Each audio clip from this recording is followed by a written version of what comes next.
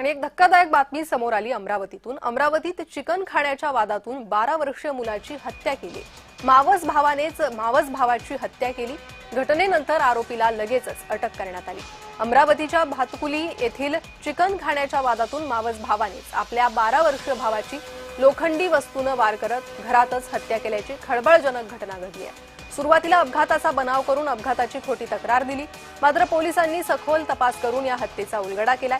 जिते राजा गौड वय वर्ष 12 असं मृतक बालकाचं नाव आहे, तर बब्बू गौड वय वर्ष 21 असं अटक करण्यात आलेल्या आरोपीचं नाव। मृतक आणि आरोपी हे मध्य प्रदेशचे असून ते कामासाठी भातकुली तालुक्यात आले होते। मृतक मुलाच्या वडिलांनी अपघाताची खोटी तक्रार दिली असल्यानं त्यांनाही या प्रकरणात आरोपी बनवण्यात आलंय।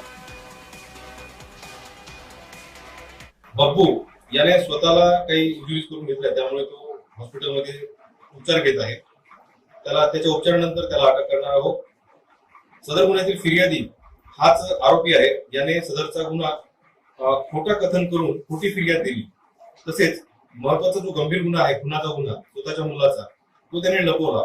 कारण एकाच परिवारातील एक मुलगा अगोदरच मरण पावला आणि दुसरा मुलगा त्याच गुन्ह्यात आरोपी होऊ नये, म्हणजे परिवारात आणखी वादविवाद वाढू नये याकरिता त्याने ते पाऊल उचलल्याचे तो सांगतो। या संदर्भात अधिक अपडेट घेणार आहोत। आमचे प्रतिनिधी सुरेंद्र अकोडे सध्या आपल्यासोबत जोडले गेले आहे। सुरेंद्र, काय अधिक माहिती मिळते या घटनेसंदर्भात?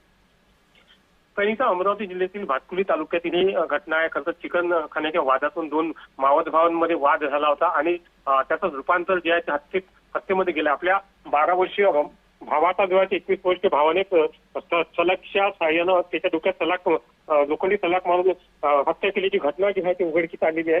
एकंदरीत बघितलं सुरुवातीला अपघात झाल्याचा बनाव करून तशी पोलीस स्टेशनमध्ये तक्रार देखील देण्यात आली होती आणि यामध्ये मृतकाचे वडील जे आहेत ते देखील सामील होते।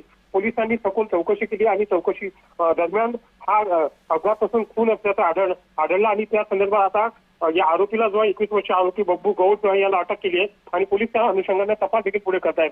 प्रणिता जी सुरेंद्र, धन्यवाद या सविस्तर माहितीसाठी।